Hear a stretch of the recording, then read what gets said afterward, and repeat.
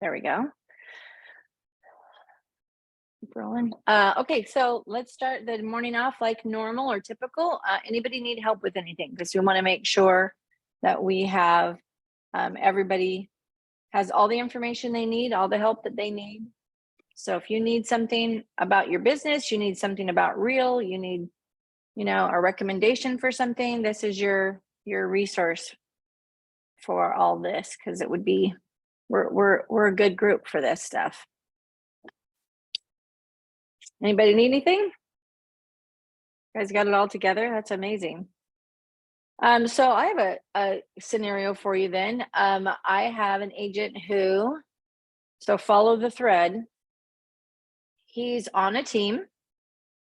He has been given a referral from somebody not on his team and outside of his organization. And it is supposedly for a listing. The agent and the seller got together. The seller has his own buyer. So now he wants the agent to just write up the deal. So does the agent write up the deal as representing the buyer with a non-represented seller? Does he represent the seller and a non-represented buyer? And what should that fee look like to do this? Do you consider it a full-on listing? Do you consider it paperwork? What are your brain thoughts on this one? Reagan, I see that hand. So my first thought muted. was, can you hear me now? You're there now. Yep. All right. My first thought is he needs to be really careful with the fee. I would say the fee would need to minimally cover his E&O because he's still representing that transaction. Even though the seller's probably thinking you're just doing the paperwork. Right. So, but he probably still has a referral fee. Sure. Okay, right? Because that agent's going to expect something. And the team lead's probably expecting something for these transactions, right? So you just start layering it on. So does he represent the seller or the buyer? How do you feel like that should roll? I feel like he should be representing the seller since that's where the referral was directed. Right. I agree. It's seller.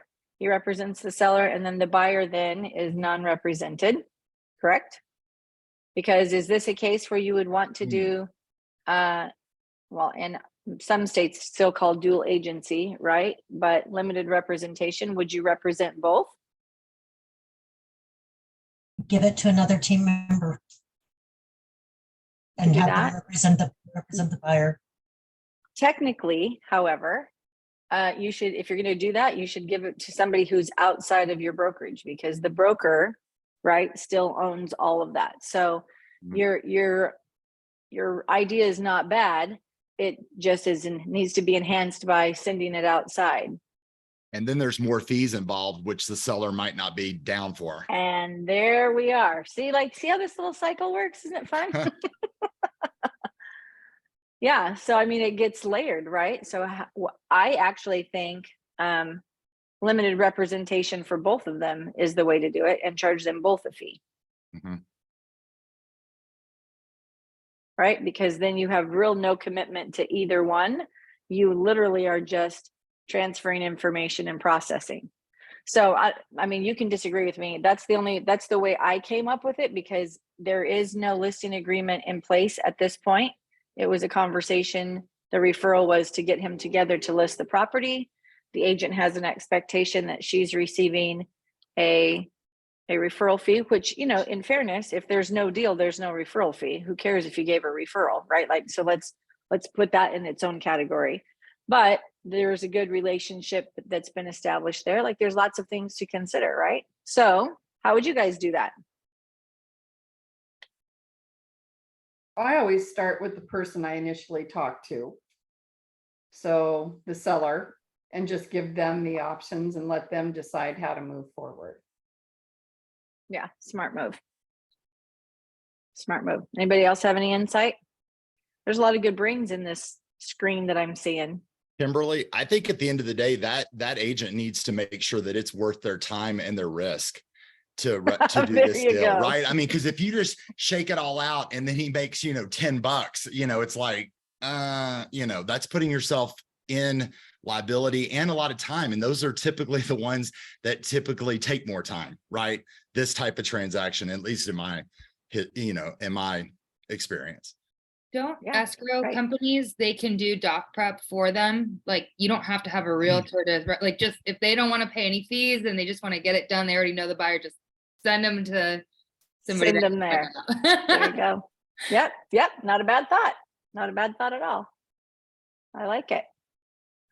Okay, well, that was my mystery for the week. I was trying to come up with things that we could figure out in the, do you have any questions? I'm just going to start coming to the table with like risk management questions for everybody so that we can start thinking a little deeper about our business. So yay. Okay. Choice, home warranty. Sharp is here. I saw your face a minute ago. There she is. And so last week I had, she's been attending and I keep getting all excited about our speakers. And so I keep just jumping forward, and I wanted to take a minute to highlight Sharp and have you say a couple of words if you want to. Sharp, she's part of our support team for all of the events that we do as Lions and Legends in the Phoenix metro area. And so I appreciate her contribution in time and effort.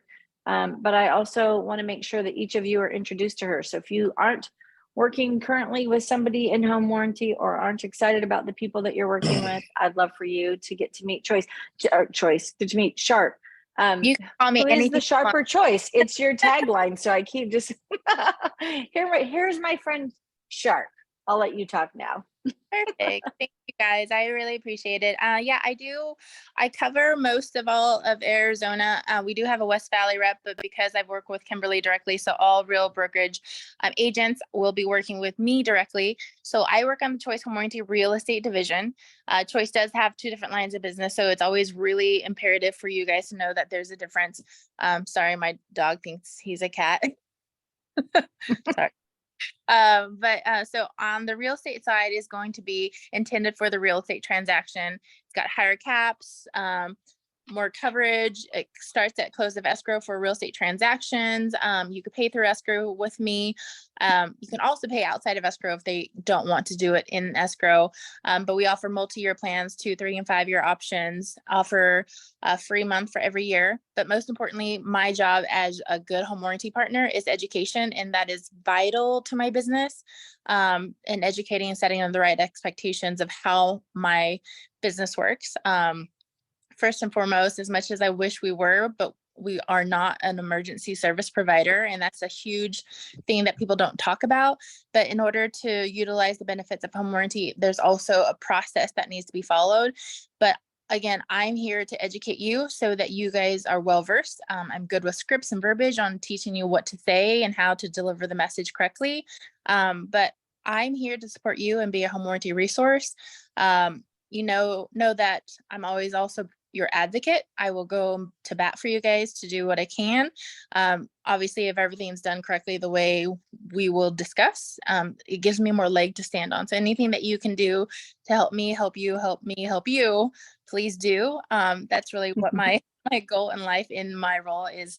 I'm not just a salesperson. It's my title, but realistically, my job is to be a home warranty resource and a partner. And in order to do so is to make sure I'm educating. So luckily I have a meeting with Jaylene and her team this week. We're going to go over home warranty and training so they're best prepared. But anytime you guys have questions, call me, let me tell you the words that need to be used. But I'm here to support you guys. I also wanted to mention we did roll out a brand new brochure.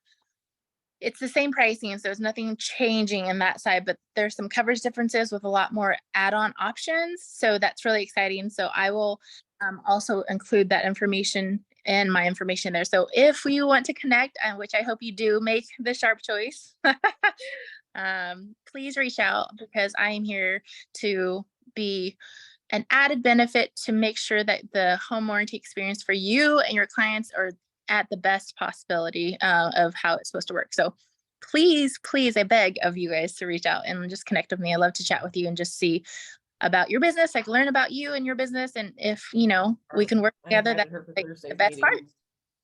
Warranty. Awesome. Will you put your contact info in the chat, please? Yes, I will. Thank you. Dun, dun, dun. Thank you, thank you, thank you. Thanks, Sharp. I appreciate you. Love working with you.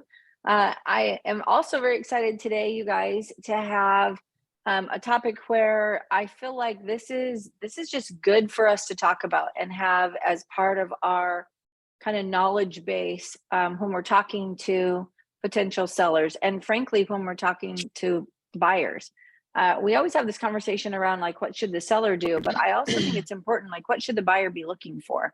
And so I've asked Wendy Valentine, who has her own remodel and I don't know, is remodel and just full on construction company. She can tell you more about her world, but I've asked her to come in because she does a lot of the conversations that we have with Steve around the houses they're buying and what they're doing.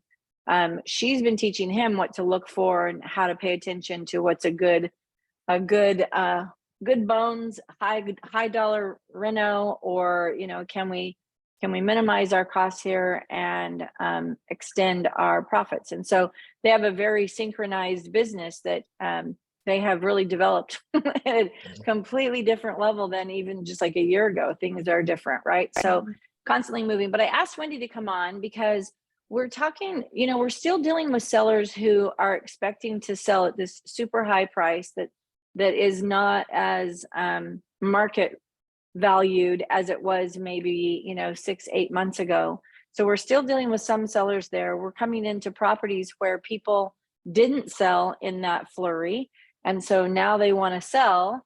Some of them didn't sell because they were afraid they wouldn't have a place to go, and then some of them just, you know, didn't because their own fears for whatever reason. But some of these houses actually need some work to bring the value that we're seeing the market demand. And so buyers are a little more savvy and a little more particular now than they were maybe 6 months ago or so. And so I really want to talk about like the value of a property and how we look at, let me ask you, when you have this conversation with anybody, what do most people say are the things that you should do, where you should spend your money in a house? I think there's two major ones that we hear pretty consistently. What are they? Kitchen and the master bathroom. There you go. So we want to know if that's true. Is that a myth or is it truth? And how should we be looking at this? So this is Wendy Valentine. Wendy, I'm going to have you just share a little bit about you. I shared a little bit about you, but you know you betterer. So yeah, I don't know. You know me pretty well. So, hey guys, I know some of you and it's great to see you. I have actually been a licensed agent for 23 years.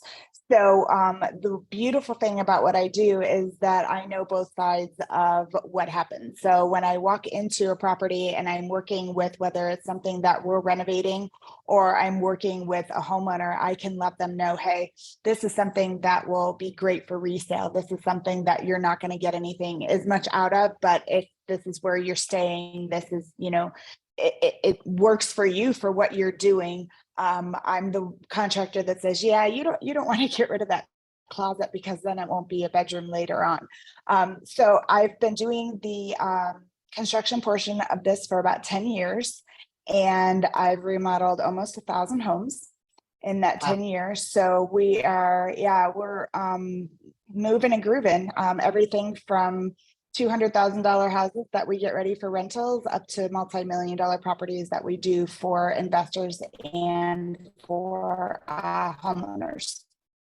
So I stay busy. Yeah, which is a So great thing. as far as, yeah. Not sure if there was a real question in there, but that's how I roll. As far as master bathrooms and kitchens, was that your question? Yeah, let's go there, just because I think that's the most obvious question everyone has. And then I have a few other little kind of tidbit questions, and I'm sure others will have them too. And you guys, this is for anybody to jump in. This is not just the Kim and Wendy show. This is so that you walk away with a good understanding and can talk to your clients, right, with an educated tool bag. So yeah. Yeah, absolutely. Hey, Wendy. I'm super glad that you're here and that you're on this call and delivering this kind of content, because my wife and I are trying to be like you and Steve.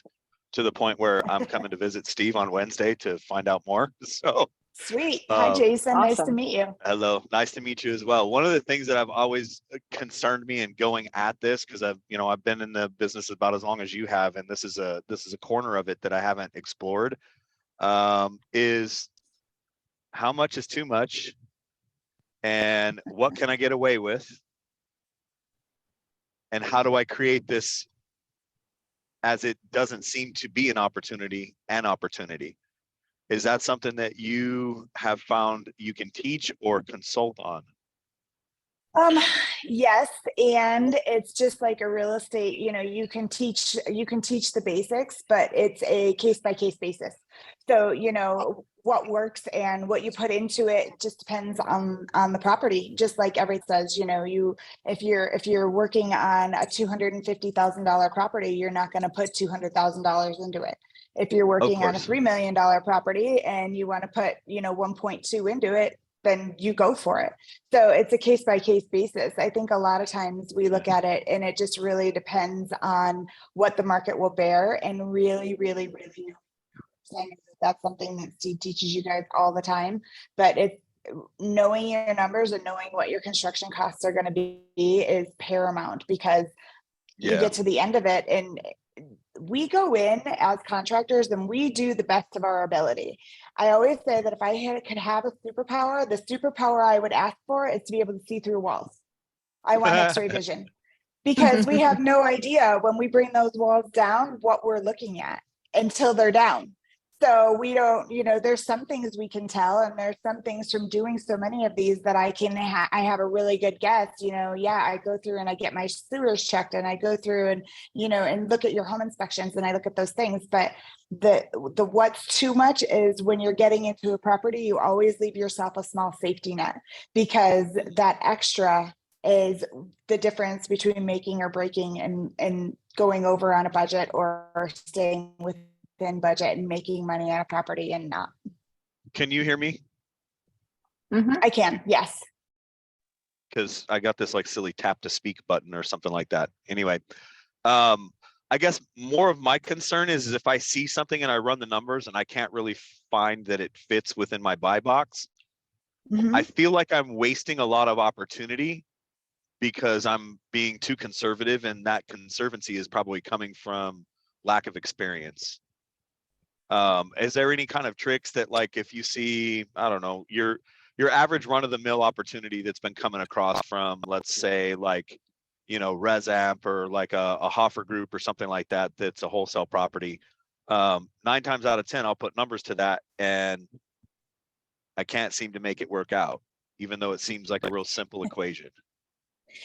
Yeah, you can go by dollar per square foot, the $55, $65 square foot for an average renovation, but it really just depends. You kind of look at it and, does it have 2 bathrooms or 3 bathrooms? Your bathrooms are going to run right around $10,000 a piece. And so it depends on how many bathrooms. How big is the kitchen? Is it a tiny little kitchen that you're only going to spend $8,000 on cabinets? Or is it a bigger kitchen where you're going to spend $15,000 on cabinets? What does the roof Or look is it a like? kitchen that you're just going to take the cabinets and stain?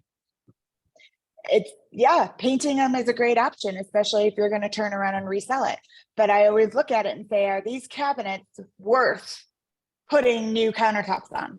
Because the standard is now at least a decent granite. I mean, when was the last time you showed a house that had been remodeled and it had Formica on it? It doesn't happen anymore. And so it used to be, that we listed it in the listing that it had granite countertops. We don't do that anymore because that's the standard. So, but it's still going to be $4,000 to $5,000 to go in and put granite countertops on top of the kitchen. So is it worth putting $5,000 on top of something that only has 3 years of life left in it? That's the whole extrapolation piece. Can I see this whole finished picture in cutting corners and doing things?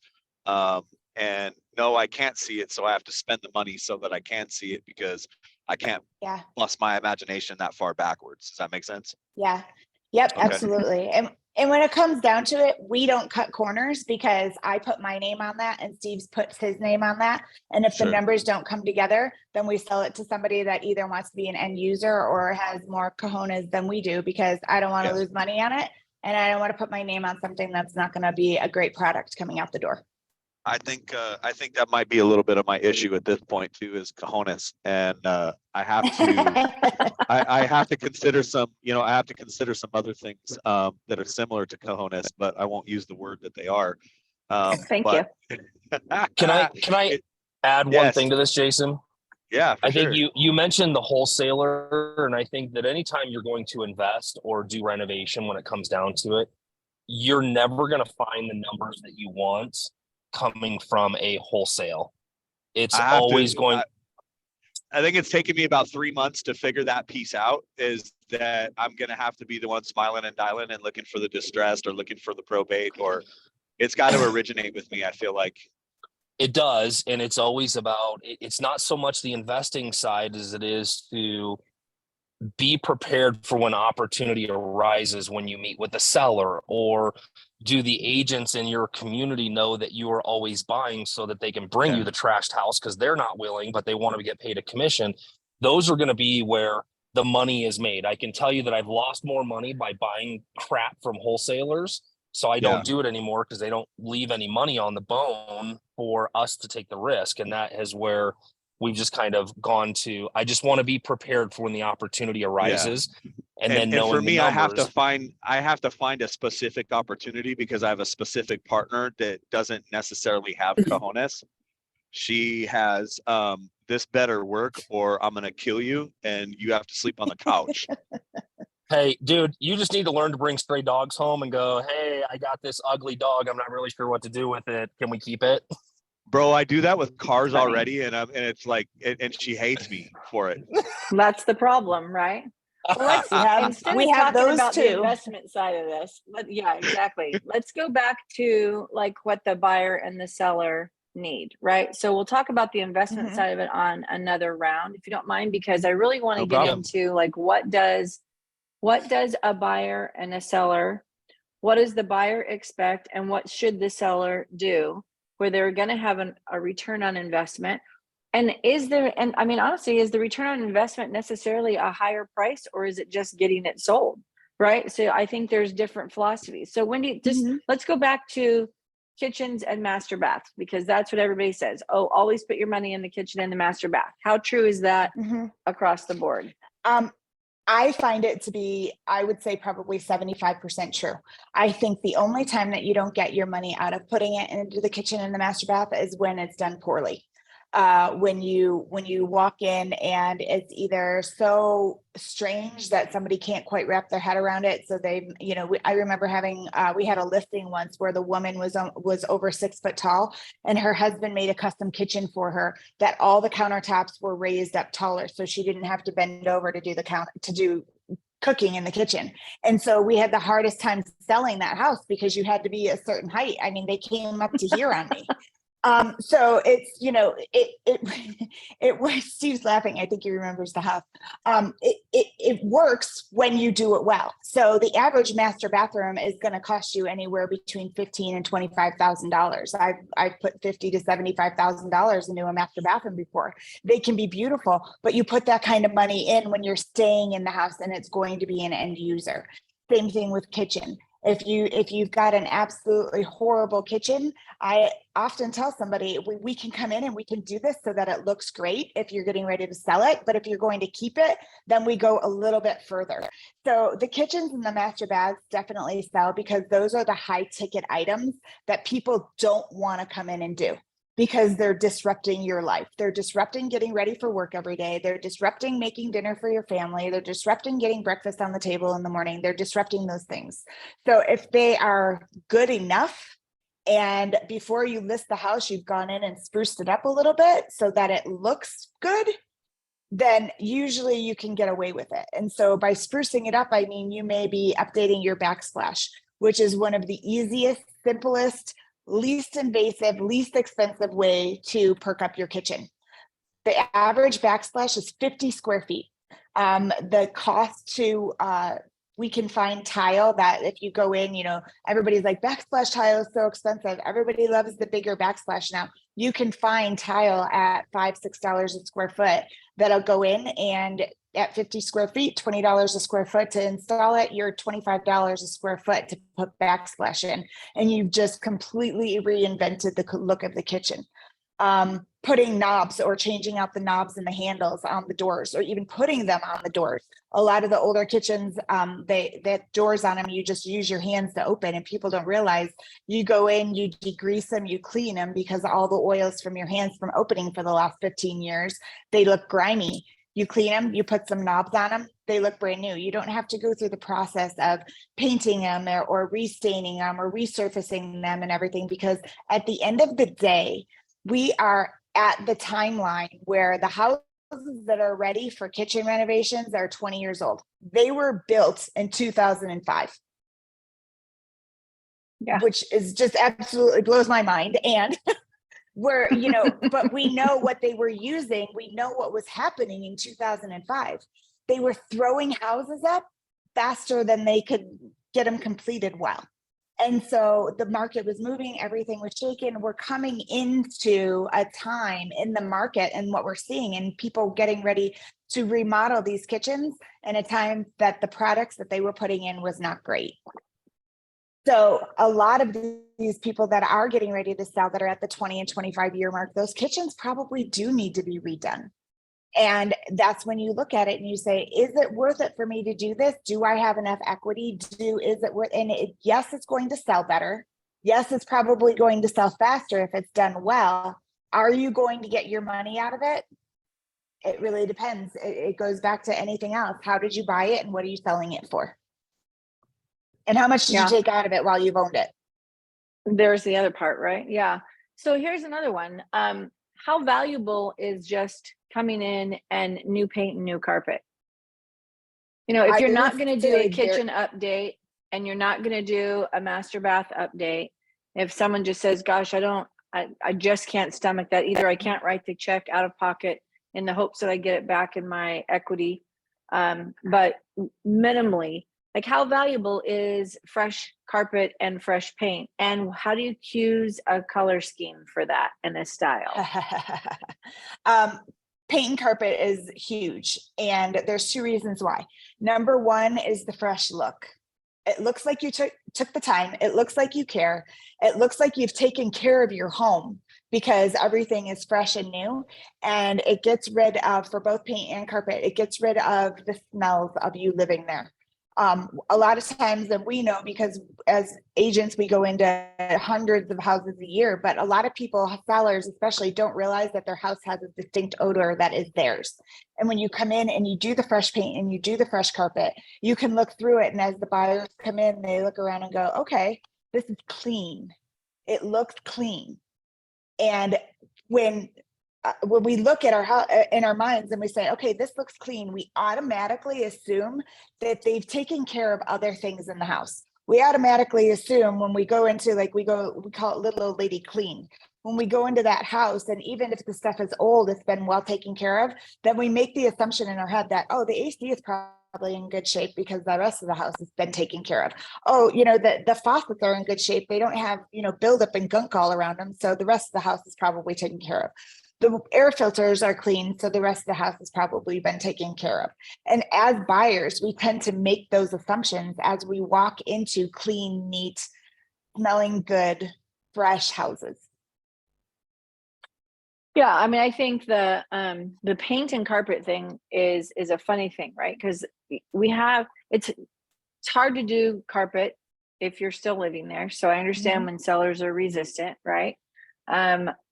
But there is a big difference. Cleaning your carpet is one thing, but cleaning your carpet does a lot of what Wendy just talked about. It just brings up the odors that are in that house, because you have something really great under there called this pad that's probably got 90 pounds of sand and dirt in it for every square inch. And so I think sometimes when we clean our carpets, we're just sucking more dirt through them if we can penetrate and get down into that pad. Absolutely.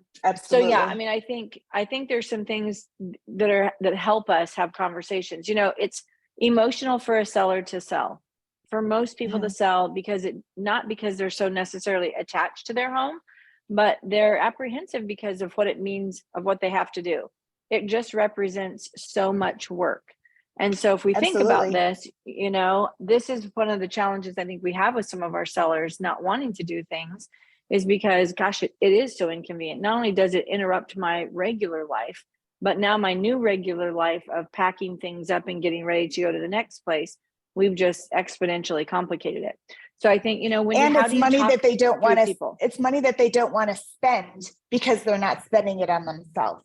on And that's one of the themselves? things that, Absolutely. yeah, that's one of the things that sellers have the hardest time with. And because they're spending this money and they're not spending it on anything that they feel is benefiting them.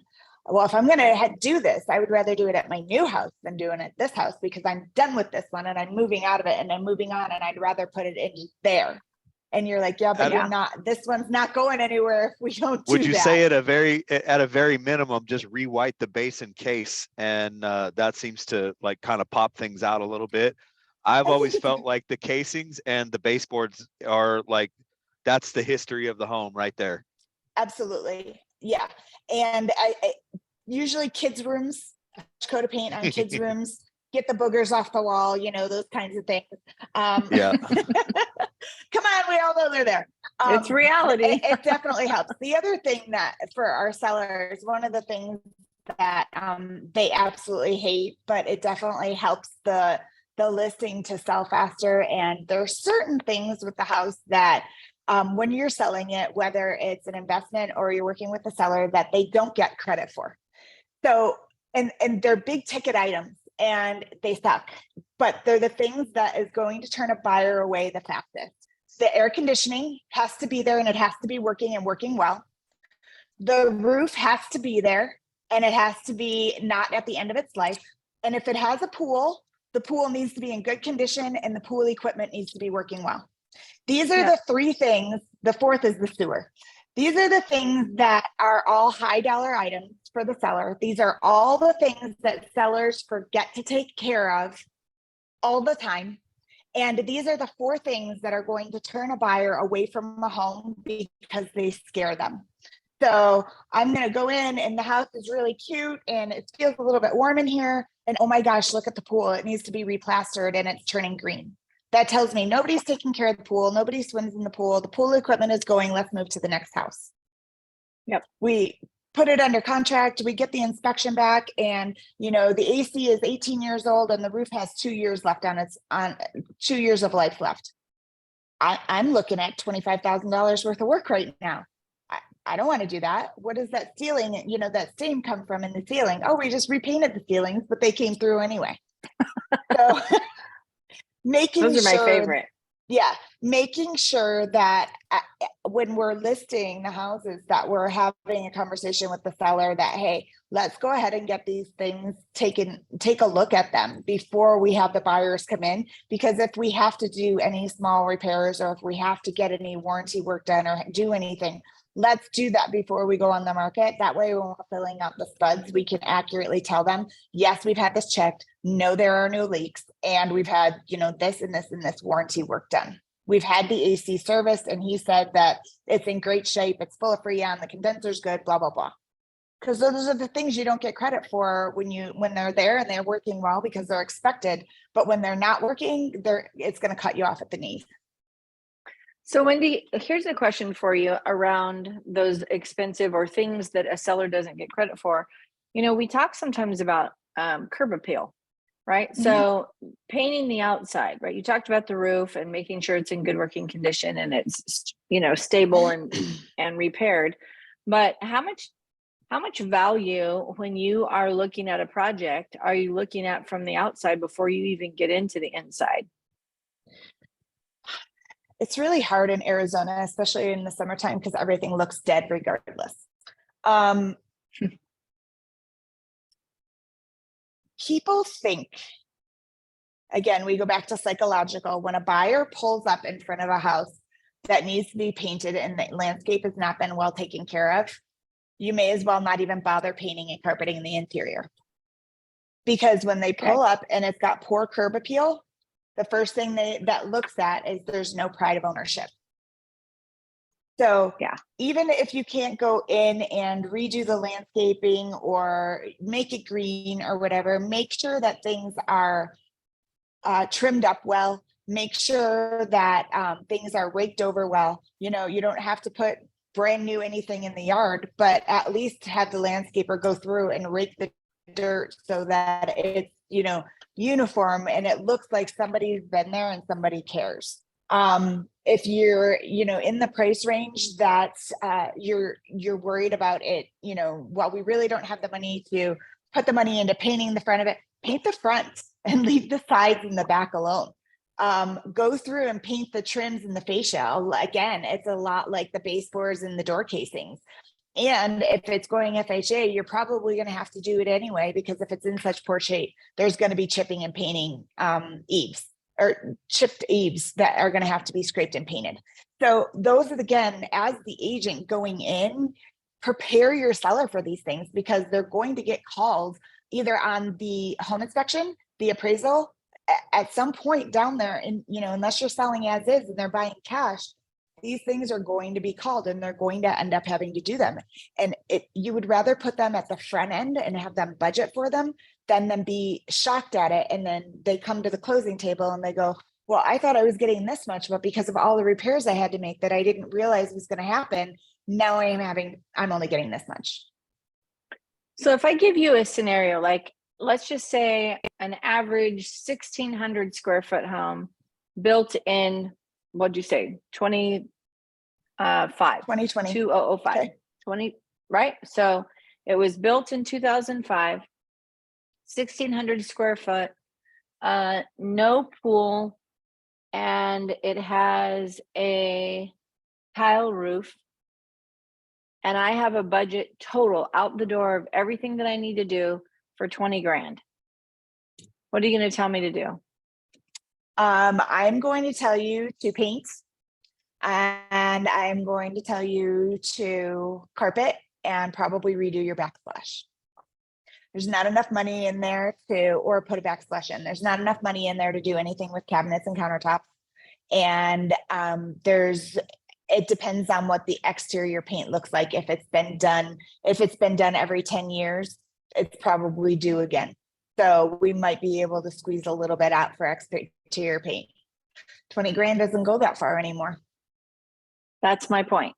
So, and how many sellers are sitting around with an extra 20 grand in their pocket, right? So the point of this conversation this morning for me, my purpose to have Wendy come on was to actually, let's talk about the things that are actually really important, the things that can be done.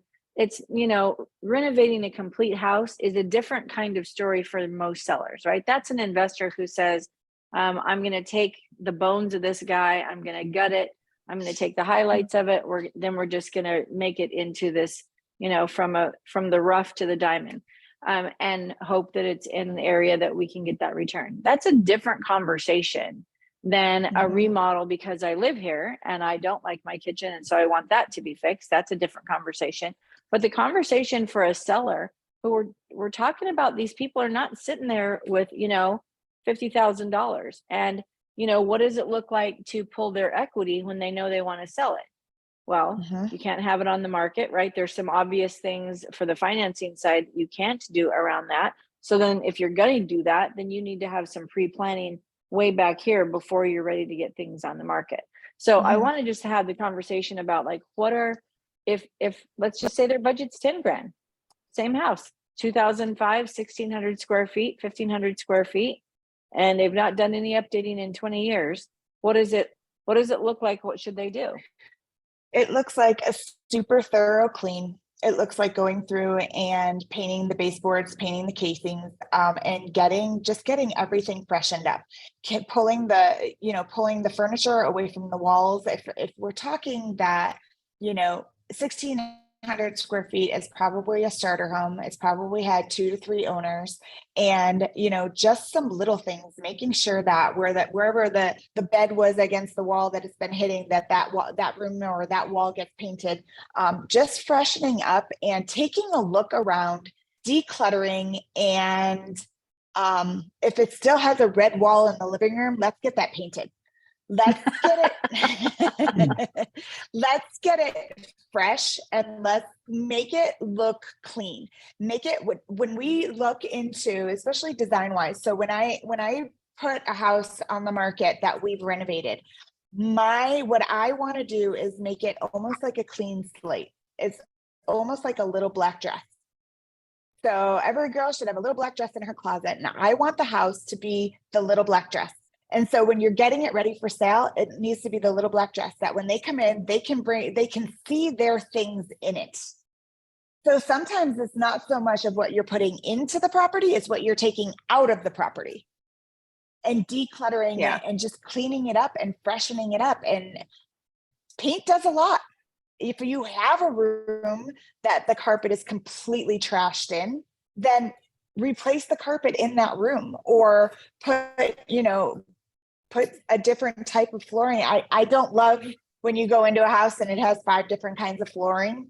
But most people that are looking nowadays, you've got 3 bedrooms, one of them usually going to be an office because somebody is working from home. I think that's one of the things that we're seeing is, these 3-bedroom houses that are selling are, there's only 2 people living in the house. Otherwise they're going for larger houses. And so you do what you can with what you've got, but the absolute minimum is to make it fresh and clean.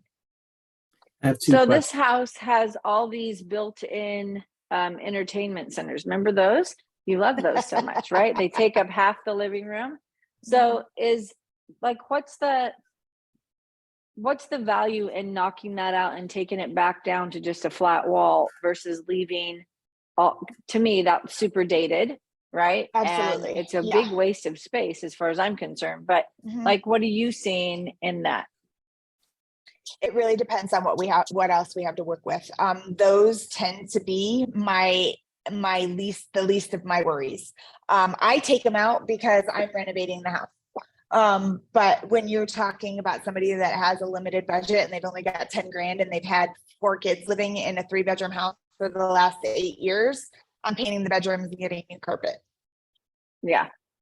It's simple enough to take those out and hire a handyman to come in and do some drywall for the new owner.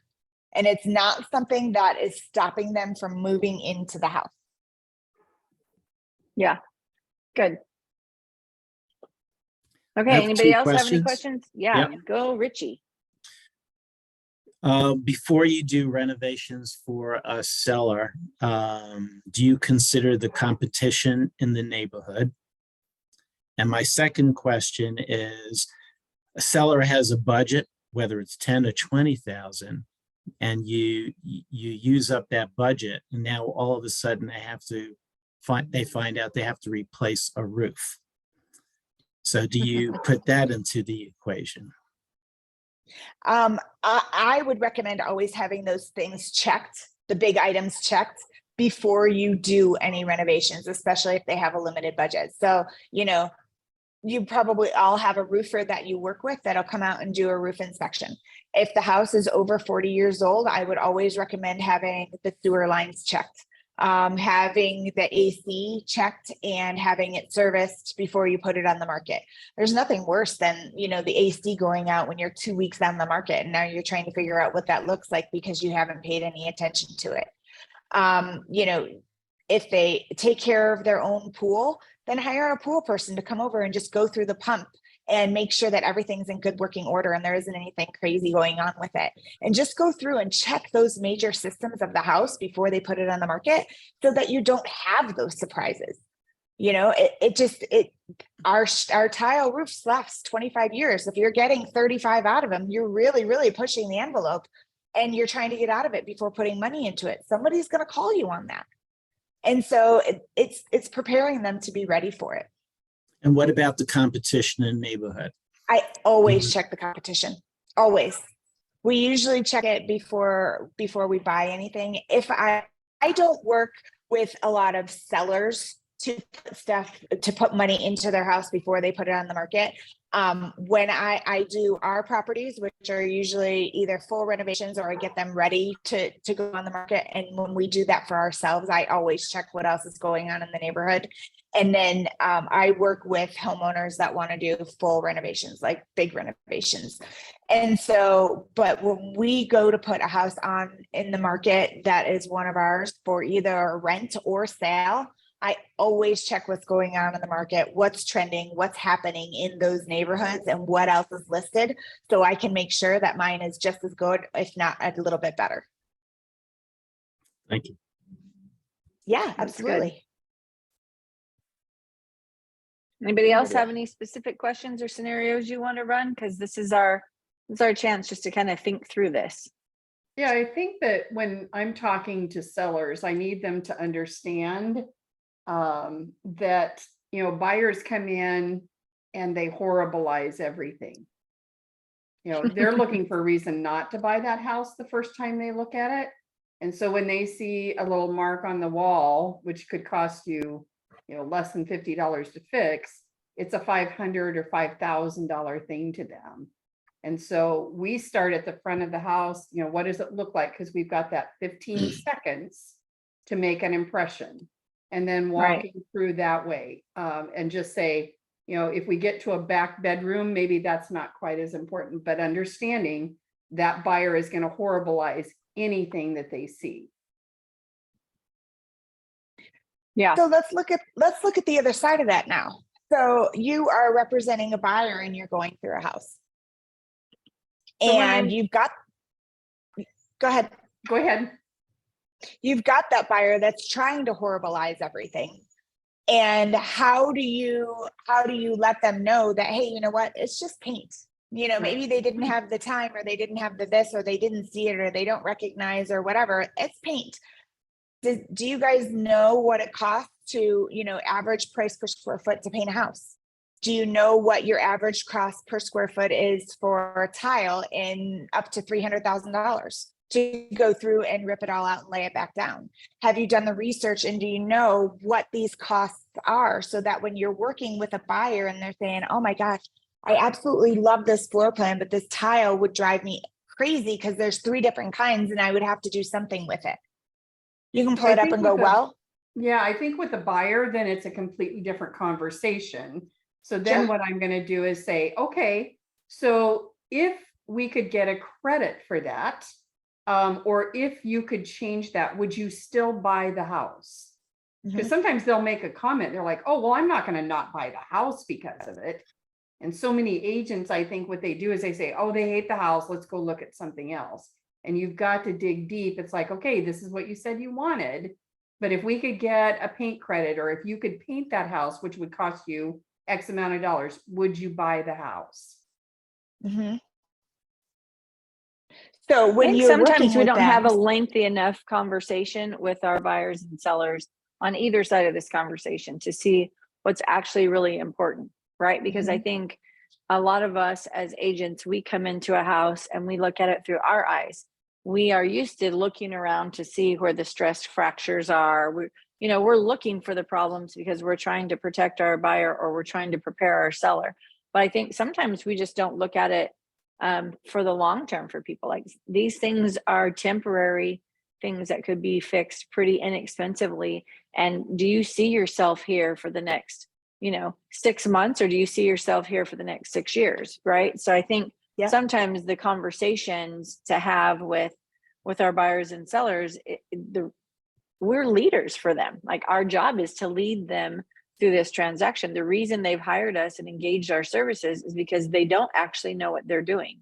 And honestly, everybody on this call could attest to this.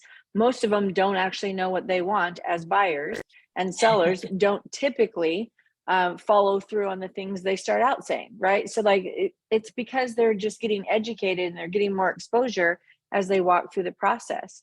And so as that's happening, like, our job as a fiduciary, honestly, is to guide them through that, right? To provide that education, that information, but not through critical eyes of we have to look at it through their motivation and what is going to serve their needs. And so trying to help direct either your seller or your buyer. And frankly, you're going to have both buyers and sellers that completely reject what you say to do.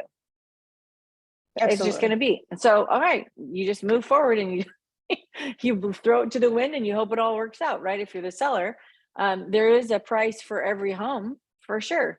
It may not be the one you think, but there is absolutely a price for every home. So Kim, you brought up something. Okay, go ahead. Well, actually, no, because my question is a little bit out of the box of everybody's questions right now. So finish what you were saying. I'm sorry, Wendy. That's okay. Kim brought up something really great, and I want to know how you guys handle this, is that she talked about walking through and looking around at, you know, and seeing a stress fracture or a in the floor, a crack in the floor. How are you guys handling that with your sellers, and what kind of what are you doing with them when you see them? Well, depends on the type of crack, because cracks that go all the way down, those aren't good cracks.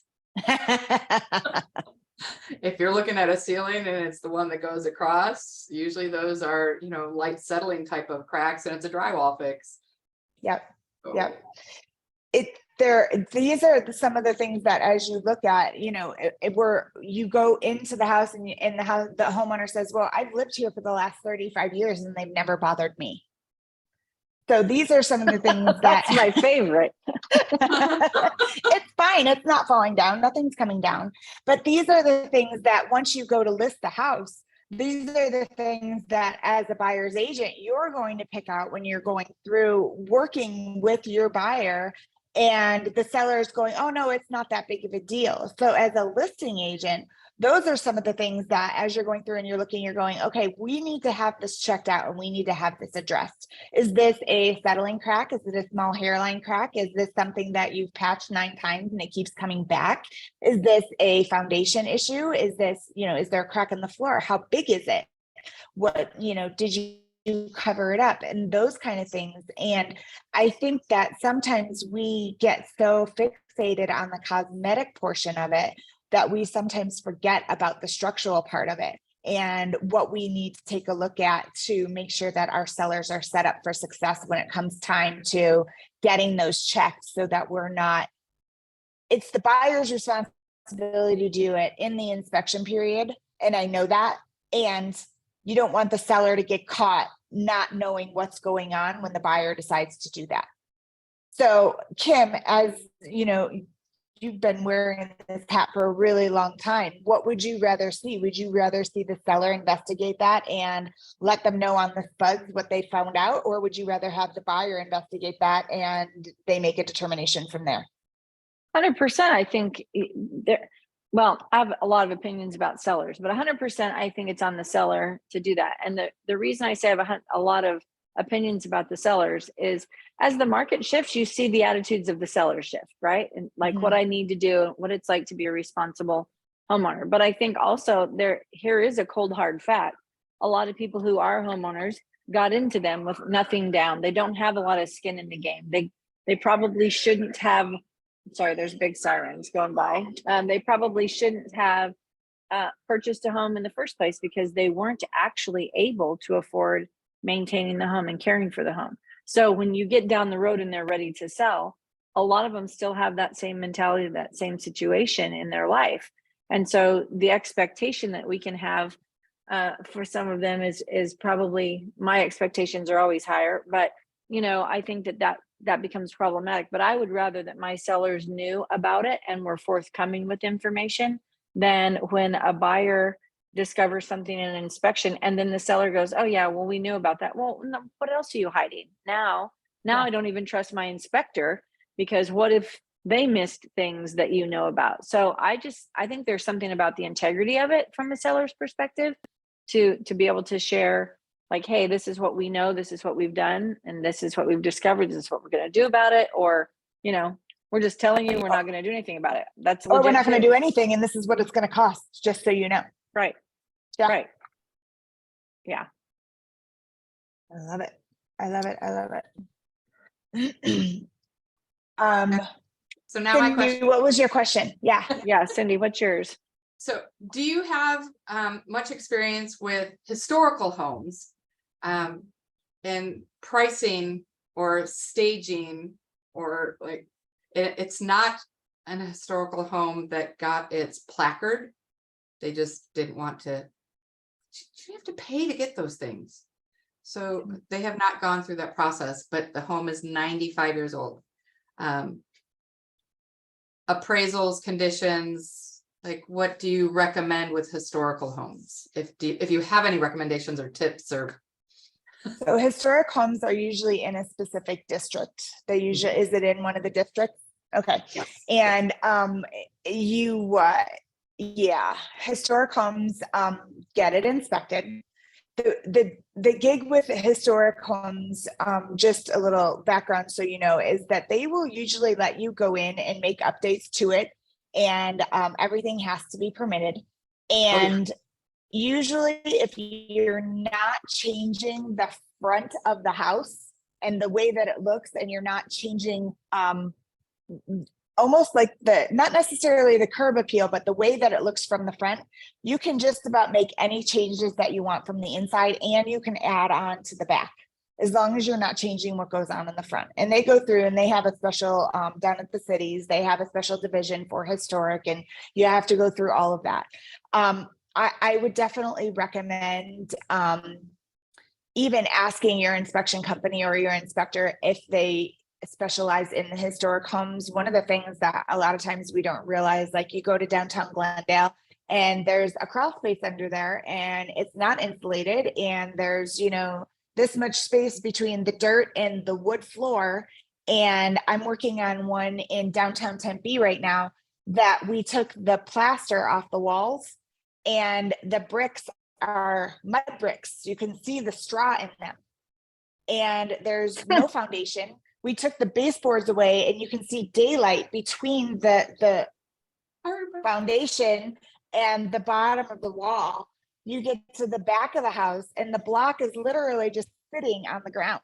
There's like, I'm looking at it, and then we start digging, and where there is foundation in the addition, it's this thick. I pour garages that are thicker than that. You're giving me flashbacks, because this home is the first fix and flip that my husband and I did in 2017. And it's a 1923 Tudor, and it was literally falling apart when we got it. And it took more months than I thought. I learned this is probably why I don't fix and flip anymore. It was a nightmare. Those cracks, those crawl places, those doing the floors, everything you just talked about. I'm like, flashback. But that historic homes, historic homes. Historic homes are a labor of love. They are a niche, and usually the people that buy them are either expecting a complete renovation or a shit show. They know it's either going to be one or the other. And you usually hope that when somebody falls in love with a home like that, that they are expecting it to be a money pit, because they're just, I mean, it's not that they're not made well. If they weren't made well, they wouldn't still be standing, but they're definitely not weren't built to today's standards. So they're not going to be able to hold the things that we hold today. They don't hold bigger panels. They don't hold heavy air conditioners. The structure is not, it wasn't built for that. The homes now, you know, are engineered to hold those things, where 100 years ago, they weren't. So it's, the historic ones, they're fun. They're beautiful. They're small. And everything has a little niche. I like that about those. Yeah, I the like little the, telephone 3-inch niche and broom, the little and the 3-inch broom closet that holds the broom and dustpan. Those are cool. And the kitchen's telephone, big enough for you're right. like just a stove and a sink and a small cabinet space. Yeah, It's craziness. Well, okay, we are at 11:01, so this is the first one I think we've gone over in a long time, but appreciate each one of you. Wendy, thank you guys so much. If you absolutely, thanks for having me. Feel free to reach out. Yeah, you guys, appreciate it. I hope you have a great week. We'll see you next Monday. Awesome. See you Thank later, so guys. Thank much. you. Thanks, Thank you, Wen. Wendy. This was very informative and on my part too. I had messaged Dave. I was like, I wish all agents would actually do this and learn the information correctly. And I think it's so great. So thank you for letting me be a part of Thank you. Absolutely. I'm glad you were here. Thanks. Thanks, guys. Bye-bye. Thanks, guys. Bye, guys.